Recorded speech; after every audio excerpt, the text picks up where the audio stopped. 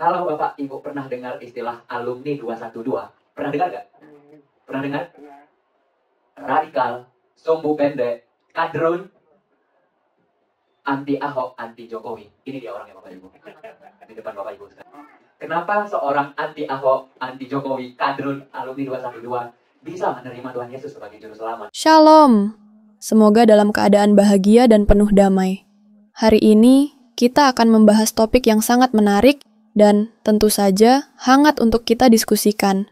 Topik kita kali ini adalah sungguh menyayat hati dan mengejutkan kesaksian murtadin ini sampai terima Yesus sebagai juru selamatnya. Dalam video kali ini, kita akan menyaksikan kesaksian murtadin, berasal dari latar belakang Muslim garis keras, dan pada akhirnya, singkat cerita, ia murtad dan menerima Tuhan Yesus dalam hidupnya. Masih simak videonya, semoga bermanfaat sebagai orang percaya. Ayo sambil mendengarkan kesaksiannya. Tuliskan pendapat kalian di kolom komentar. Tanpa berlama, mari kita saksikan video ini. Shalom Bapak Ibu yang terkasih dalam Tuhan Yesus. Terima kasih buat kesempatan untuk bersaksi di hari Raya Paskah ini. Kalau Bapak Ibu pernah dengar istilah alumni 212, pernah dengar nggak? Pernah dengar? Radikal, sumbu pendek, kadrun, anti Ahok, anti Jokowi. Ini dia orangnya Bapak Ibu. Di depan Bapak Ibu sekarang. Kenapa seorang anti Ahok, anti Jokowi, kadrun, alumni 212 bisa menerima Tuhan Yesus sebagai juru selamat? Ada 3 alasannya buat hidup saya pribadi Bapak Ibu. Yang pertama itu sumpah Ahok. Ada yang ingat sumpah Ahok di hari pengadilan ya Bapak Ibu? Saya yang demo hari itu Bapak Ibu, pingin Ahok segera dimasukkan ke dalam penjara. Kita mendesak. Begitu dengar sumpah Ahok di bulan Mei 2017, merinding ya Bapak Ibu. Kalau orang lain biasanya di detik-detik akhirnya itu kebanyakan menangis. Tapi Ahok tidak. Ahok lantang, merasa dizalimi dan bersumpah satu persatu akan dipermalukan. Merinding saya waktu itu Bapak Ibu. Begitu dengar itu, saya tanya ke Tuhan saya, ya Allah, siapa yang ngasih iman ke Ahok? Kok kuat banget ini orang? Kami jutaan orang loh. Demo di Monas Bapak Ibu, berjilid-jilid. Bapak Ibu semua tahu. Semua orang tahu kejadian 212 tahun 2016. Semua orang tahu politik Indonesia. Sejarah kelam untuk pilkada DKI. Tapi saya termenung. Sorenya saya buka Twitter Bapak Ibu. Saat saya buka Twitter, saya lihat ada satu gambar. Mohon izin saya dari laptop saya.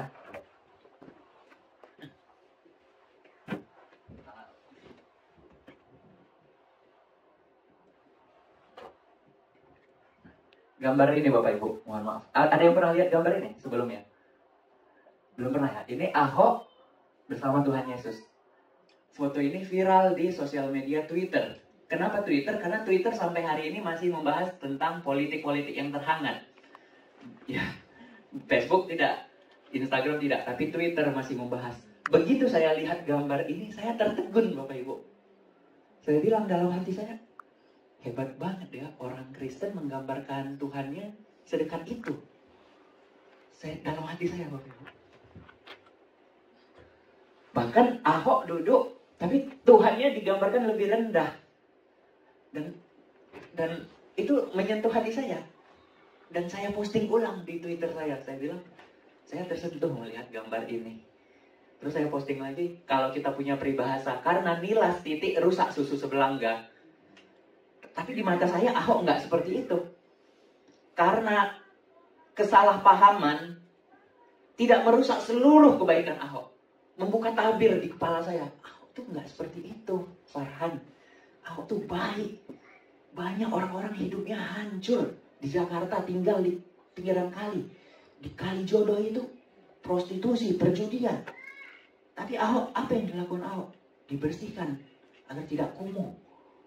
Dilarang tempat-tempat seperti itu. Bahkan mohon maaf, marbot pembersih-pembersih masjid diumrohkan Bapak Ibu. Tersentuh hati saya. Dan di hari itu juga, mohon maaf, saya tinggalkan kepercayaan saya yang lama Islam. tahun 2017. Tapi saya mengalami pergumulan, Bapak Ibu. Apa benar Tuhan Yesus ini Tuhan? Pergumul panjang masuk tahun 2018, Bapak Ibu. Viral Dokter Terawan tentang cuci otak. Sampai Presiden SBY pun turun tangan. Saya ketik siapa Dokter Terawan ini? Ternyata seorang dokter dan juga sekaligus TNI Jenderal. Waktu saya buka YouTube, yang terbuka itu video dia lagi nyanyi.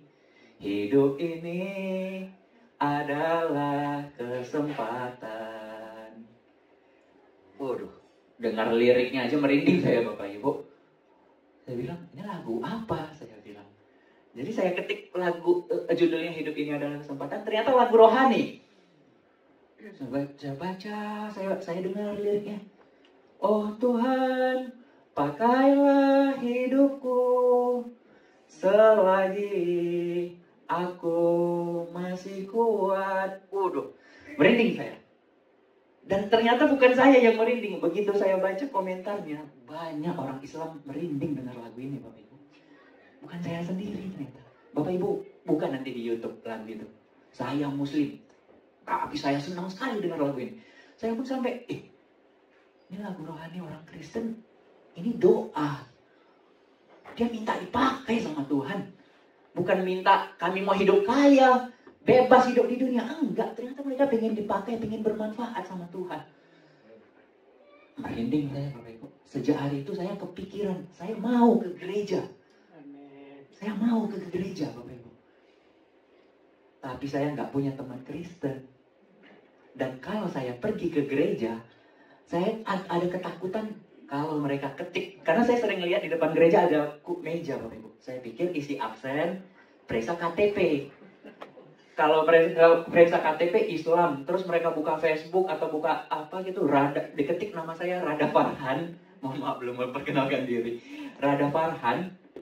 Ternyata fotonya foto yang kayak tadi, bendera hitam, ada senjata, ada ini itu. Orang kan jadi takut. Nanti dikira mata-mata. Apalagi kasus pengeboman gereja di Indonesia nggak sedikit ya Bapak Ibu. Takutnya menimbulkan trauma. Saya takut sendiri. Gimana ini caranya Tuhan biar ke gereja? Tahun 2019 masuk. Viral satu berita. Pemudik dari Kanada, dari Arab Saudi keluar dari Islam. Dan mendapatkan suaka di Kanada. Saya pikir karena saya udah keluar dari Islam, saya coba. Saya ketik Kanada di Google. Yang muncul, Kanada butuh tenaga kerja, 1 juta imigran. Saya pikir, wah ini kesempatan ngerubah nasib juga, saya pikir. Saya telusuri Bapak Ibu tentang Kanada.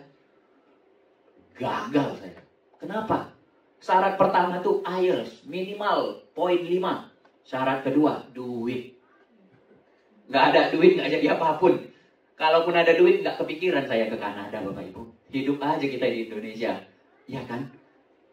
Nyerah saya. Tapi saya tiba-tiba dipertemukan dengan orang yang mau ke Kanada, Bapak Ibu.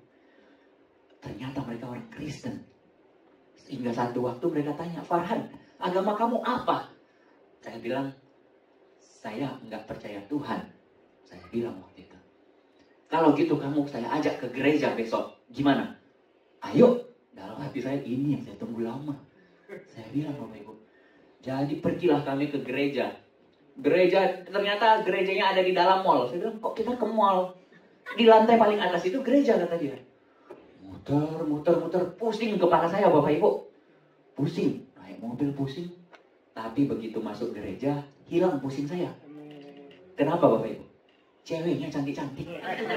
Iya, ceweknya cantik-cantik. Waduh, hilang pusing saya, langsung ke kamar mandi. Sama kayak waktu kesini, tadi saya nggak langsung masuk ruangan, kamar mandi dulu. Kaca bersih ya kan, baru kita cari. Begitu dengar, oh gini ternyata orang Kristen memuji Tuhan, beribadah, menyembah Tuhan. Mereka putar yang banyak banget lagunya Bapak Ibu. Salah satunya tadi, Bless the Lord of my soul, Matt Redman, 10,000 Reasons. Itu lagu yang saya dengar pertama di gereja. Di mall itu Bapak Ibu. Yang kedua, lagu Sungguh Indah. Sungguh indah yang kau pikirkan tentangku. Saya waktu dengar itu saya bilang, masa sih? Saya bilang, masa sih Tuhan orang Kristen memikirkan hamba-hambanya sampai Hamba-hambanya tuh menangis Bapak Ibu dengar lagu itu. Saya ngeliat, ada apa ini? Ada apa ini? Terus saya dengar khotbahnya. Khotbahnya, mohon maaf ya Abi Saifuddin Ibrahim. Kalau khotbah kita kan kita nggak boleh ngobrol ya dalam khotbah. Tapi di gereja seperti motivasi. Bilang sebelah kiri kanan Anda, maju terus bro. Semangat terus bro. Kaget saya Pak Pendeta digitu-gituin. Maju terus bro. Oh iya maju. Semangat terus. Waduh apa nih? Terus pendetanya bilang, ada mujizat, ada pemulihan, ada kesembuhan, ada pelepasan. Apa ini saya bilang? Ada apa ini di gereja? Tapi begitu doa Bapak Ibu. Doa orang Kristen panjang. Dari harga bahan pokok, polisi, tentara, orang-orang kerja di rumah sakit, petani, sampai Presiden Jokowi juga didoain di gereja. Tertegun saya. Yang lebih bikin tertegun, Wakil Presiden Ma'ruf Amin didoain. Wakil Presiden itu tokoh Islam banget Bapak Ibu, ketua MUI, mantan ketua MUI. Waduh, orang Kristen doain orang Islam sampai sebegitunya. Saya nggak pernah dalam sejarah saya beragama sebelumnya mendoakan orang Kristen Bapak Ibu. Tapi orang Kristen doain. Di kesempatan itu saya bilang, kalau memang Tuhan Yesus ada, kasih saya visa Amerika. Saya akan jadi pengikut Kristus. Saya gituin Bapak Ibu gereja. Dan hari ini saya bawa paspor saya Bapak Ibu. Paspor saya ini kosong Bapak Ibu. Enggak pernah keluar negeri sama sekali.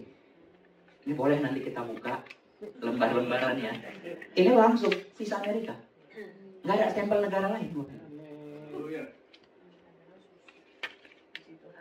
Single. Umur waktu itu saya ngajuin 2020. Pertanyaannya 3. Kamu single? Iya. Pernah keluar negeri? Amerika yang pertama saya bilang. Padahal belum diterima, tapi saya sontak gitu. Yang ketiga waktu itu negara lain udah lockdown Bapak Ibu. China, Eropa udah lockdown duluan daripada Indonesia. Saya dapatnya 2 Maret. 2 Maret 2020. Kasih saya bilang, dapat. Ini, congrats. Paspor ditahan, kertas putih dikasih. Kaget saya. Saya bilang, Tuhan, saya mau dibaptis. Saya ingat tantangan saya. Dulu saya bilang tantangan, sekarang saya bilang doa, maaf Tuhan, saya nantang dulu. Begitu mau ke gereja, lockdown Bapak Ibu. Pemerintah bilang libur 2 minggu. Ternyata 2 tahun lebih saya nggak dipanggil-panggil kerja. Sampai hari ini Bapak Ibu. Dan permasalahannya saya nggak ada ongkos Bapak Ibu ke Amerika. Nggak ada ongkos, nggak ada duit. Uang di rekening saya tuh rekening koran, hanya 4 juta rupiah Bapak Ibu. Nggak ada ongkos. Saya buka lowongan kerja Amerika di Facebook, grup lowongan kerja. Saya buka, saya bilang ke orang-orang, saya punya visa Amerika tapi nggak ada ongkos. Saya punya visa Amerika nggak ada ongkos. Bisa nggak ongkosin saya? Nanti sistemnya potong gaji. 1 tahun 2 bulan Bapak Ibu baru dapat. Langsung saya diongkosin orang Denver Bapak Ibu. Begitu saya tahu orang Denver yang ngongkosin, kami saling kenal, ternyata yang ngongkosin orang Kristen. Sampai saya bilang, aduh Tuhan, lemas kaki saya Bapak Ibu. Ini siapa yang ngerencanain? Saya bilang, 1 tahun 2 bulan saya hubungin semua orang. Saya mohon maaf, keluarga kurang mampu Bapak Ibu. Orang tua saya guru honorer. Saya bilang, siapa yang ngerencanain Tuhan? Begitu sampai Denver tahun 2021 bulan Mei. Jadi bulan depan ini saya 2 tahun Bapak Ibu di Amerika. Begitu sampai Denver saya langsung ke gereja dan dibaptis.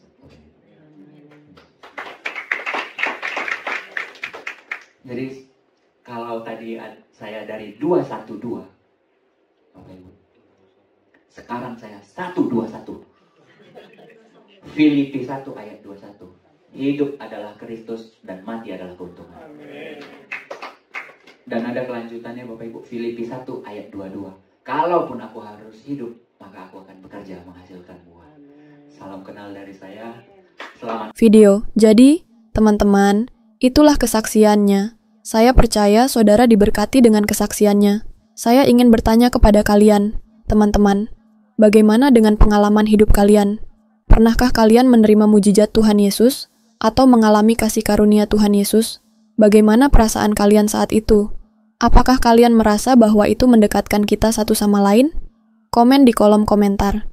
Kalau kamu suka video ini, jangan lupa like, share, dan tentunya subscribe untuk mengikuti video-video menarik lainnya. Terima kasih sudah menonton, dan semoga kita bisa terus hidup dalam kedamaian dan kasih sayang Tuhan Yesus. Percaya Tuhan Yesus adalah juru selamat. Katakan Tuhan Yesus. Baik, Tuhan Yesus dahsyat di kolom komentar. Sampai jumpa di video berikutnya. Tuhan Yesus memberkati kita semua. Shalom saudara gereja YouTube, saudara yang mau mendukung pelayanan misi kami untuk penginjilan generasi muda. Forum Komunikasi Pelayanan Penginjil Indonesia. Bisa melalui Bank BRI 0 42 10 10 0 48 70 560 atas nama singkatan Generasi Muda FKPPI. Dan bisa melalui QRIS ini, silakan scan barcode QRIS ini melalui mobile banking saudara. Tujuan dari pelayanan misi ini adalah untuk menjangkau banyak jiwa di pelosok-pelosok desa yang rindu untuk mendengarkan firman Tuhan dan untuk kegiatan hamba Tuhan menjalani penginjilan ke desa-desa untuk bisa terus mengabarkan kabar baik di seluruh tanah Indonesia. Selain melalui media sosial YouTube, kita tetap terus bisa menyuarakan kabar baik secara offline. Boleh melalui rekening ini dan bisa melalui QRIS Mobile Banking ini. Dengan cara scan barcode QRIS ini di mobile banking saudara sahabat gereja YouTube. Dan untuk mendukung di rumah pelayanan yayasan kami, bisa mendukung melalui rekening yayasan atas nama Yayasan Cipta Pelita Kasih di Bank Rakyat Indonesia atau BRI. Dan bisa melalui QRIS ini, silakan scan barcode QRIS ini melalui mobile banking saudara. Dukung pelayanan kami di semua sektor. Dengan ini sebagaimana untuk membiayai tempat tinggal yayasan, listrik, air, dan juga peralatan pengajaran pendalaman Alkitab dan Murtadin.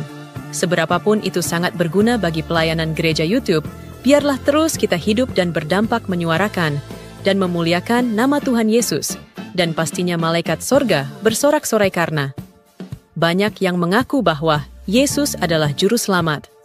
Terima kasih Tuhan Yesus memberkati saudara gereja YouTube semua.